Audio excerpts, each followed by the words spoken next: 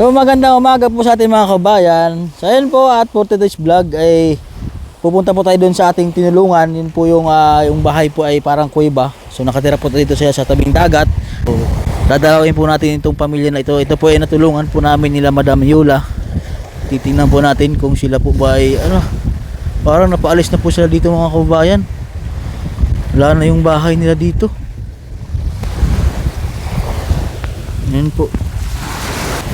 So ayun po, at balita ko po ay nawasak po daw yung kanilang bahay. Ayun, pupuntahan po natin mga kabayan.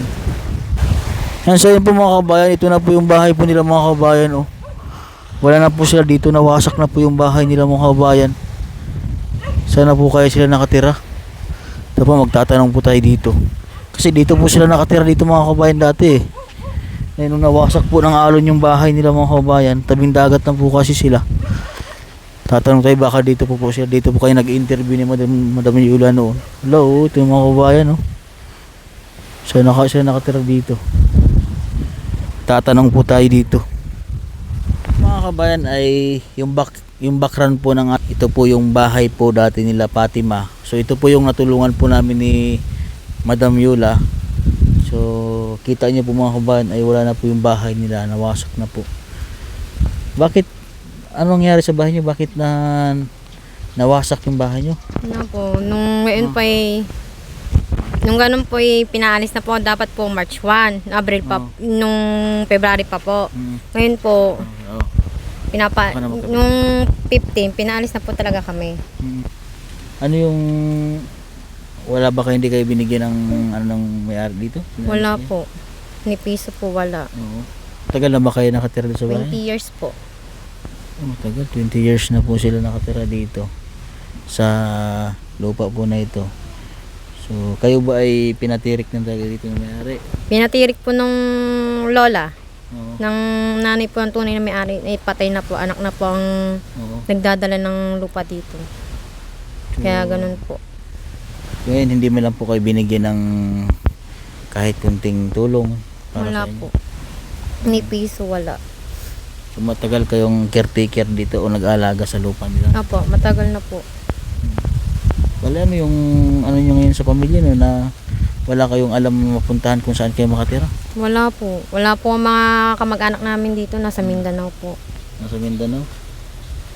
So ano na lang yung ginagawa ng paraan nyo ng asawa mo na nasa Payo po, hindi pa po niya alam. kakaalis nyo lang dito? Opo, nung 15. Yung asawa mo ay nasa laot pa ngayon? Opo. Ilang araw nang Nung January pa po umalis. Sa Payo, magdadalawang buwan na po ngayon. tagal na. Saan siya na naglaot? Bataan po. Dayo sa Bataan? Opo. Ano yung bangka nila? Motherboat po. Yung pinakamalaki? Ano ba yung klaseng pangingisda nila doon? Yung Kawil po, kawil. pangangawil? Opo. Hindi alam ng asawa mo na kayo ay pinaalis na dito at sinira niyo ng bahay niyo? Hindi pa po. Saan lang kayo nakikitirik na nakikituloy? Sa likuran po. Sama-sama na kayo doon lahat? Opo. Ilan kayong pamilya nandun? 12 po. 12 pamilya kayo nandun? 12 kayong piraso doon? Paano kayo nagkakasya doon? Yung iba po yung naglalatag sa sahig, sa baba po sa kusina, para po magkasya. Para magkasya doon lang sa kusina? Opo. Grabe naman po mga kabayan. So ano yung gaano yung pinapagdaanan na hirap yung sa buhay na naranasan nyo ito? Sobrang hirap po. Nung pinaalis kami, saka nung wala po talaga kaming pera na mapuntahan din. Tapos according po din sa pinaalis po sila po kasi ay namatayan din Namatayan din po ako na anak. Ayun, lahat na po. Namatayan, napaalis na dito sa Tinerica, saka wala din pong pera. Pang-upa. Wala pang upa. So gusto niyo po ay kahit pa sana po una ay makapag-upa na may matuluyan Yan. So hindi pa po alam ng asawa niya na sila po ay wala na po dito sa kanilang tinitirhan. Wala na po. Hindi pa po makontak. So, hindi mo naman naabot ng alon yung bahay nyo? Naabot po sa may tagiliran. Wasak na alon? Opo. Ayan po. Kaya po yan na tumba. Abot lang ang kwarto. Gaano ka na lang katatag sa buhay ngayon na ganito yung naranasan nyo sa pamilya nyo? Ano po, nagpapatatag po ako sa pamilya ko, saka pati po sa asawa ko at anak ko po, yun lang po. So, kamusta man pala yung asawa mo na naging okay na ba yung asawa mo? Dahil nung pagpunta namin dito ni Madam Yula, dahil siya pa ay parang hindi pa siya Hanggang ngayon, parang hindi pa, parang balisa pa siya noon. Ngayon okay naman siya. okay na po, pero hindi pa rin po niya yung malimutan ang kanyang anak. Oo. So ito na lang yung ilan ba yung anak mo? Dalawa ano? Opo. Eh si ito na rin yung panganay ano? Opo, saka buntis po ako. Ngayon, buntis ka ngayon? Maglilimang buwan. Aba, congrats pala ano? Miss mo ang kapatid mo ba? Miss mo daw, be? Ha? Miss mo? Ha? Nakikita niya, nagpaparamdam sa kanya yung... 2 linggo po siyang nagkasakit. Saka hindi kumain. Yung po daw, pinadala namin sa gamutan. Binabantayan po ng kapatid. So dinadalo ka pala ni Bibi, yung kapatid mo. Kaya siya ay nagkakasakit dahil daw ay Ano po, binabantayan. binabantayan. Paparamdam sa inyo. Ang gayon po namin ay yung Bisaya manggagamit po. Oo. Yun po. Sa ngayon po kasi mga kabayan ay wala po silang natutuluyan na bahay. Bali, gumawa lang po sila ng kubul-kubul doon. Ang nakatira po daw sila doon ay 12 piraso po daw silang magkapamilya na nakatira po doon sa kubul-kubul na yun. Ayun po, tambakan po sa likuran ng basura kaya inayos lang po kahit konti. Para po may matulugan lang po kami. So tambakan po daw ng basura yung kanilang pinapagtuluyan niya yan. Saan kayo nakatira ngayon? Diyan po, nakikitira lang po. Doon. Opo. So yan, titingnan doon natin yung inyong ang inyong bagong kubul-kubul ngayon. Tara mga kabayan. Punta po tayo dito. Muna ka, bibig. Sira-sira. Naalala ko po doon dati mga kabayan ay dito po si Madam Yula sumuhot noon. Pagkanyan. Ayan, dito. Dito po yung pinto nila. Ayan. So, dito po yung silang higaan nila dati. So pupuntahan po natin yung kanilang bagong kubul-kubul dito.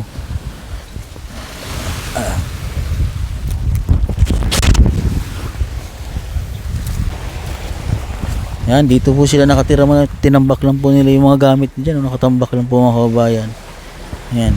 So dito po sila nakatira dati. Ito po daw ay tambakan ng basura. Dito. Dito po, Yung iba dito nila naglalatag. Opo, naglalatag po ng karton. Karton? Wala po. Opo. Kaya po ibigay lang. Kahit hindi naman po amin to. Nakakigay lang po kami. Hanggang kailan daw kayo dito? Ay, hindi pa po namin alam. Kailangan po kami magkaroon po talaga ng sariling bahay namin. Wala ba kayong mapagtuloy na iba? Wala po. Ayan, sana po ay may tumulong po sa pamilya nila. Sana po ay mapanood din po ito ni Tita Pibi Love na matulungan po natin sila. Ayan, na magkaroon din sila ng sarili po nilang kahit paano, kahit kunti lang pong lupa at mapatirikan ng bahay po natin. Kasi nakakawa po ang kalagayan nila. Imagine po ay 12 piraso po silang pamilya dito na nakatira.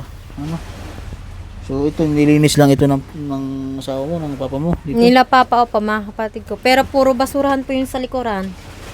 Ayun po, pag hihiga na po, lalabas po yung lamesang yan para magkasya-kasya. Diyan po? Opo. Nalabas po namin. Naglalatag lang kayo ito ng karton? Karton. Tapos, Bago po lalagyan po ng kumot, yun lang po. Sa kaunan. Paano yung mga bata? Doon po ang mga bata. Dito po kami. Yung mga bata, doon na lang sa taas. Yung mga tanda dito. Opo. Sisiksikan po sila dito sa sa bahay na ito. Balik tayo dito. Puro mga tambak ang gamit nila dito mga kabayan, no? Yung mga nila gamit sa bahay dati. Mga kabayan ay nanggaling po tayo doon sa bahay po ng kanilang pansamantalang tinutuluyan ngayon.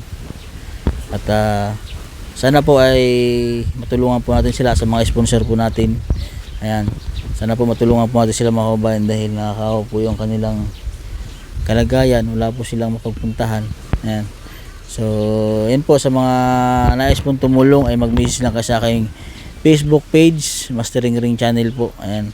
any amount po nang ibibigay nyo at yun po ay pinagsama-sama natin at malaking tulong na po yun. And po sa mga viewers po natin at mga subscriber natin, maraming salamat po.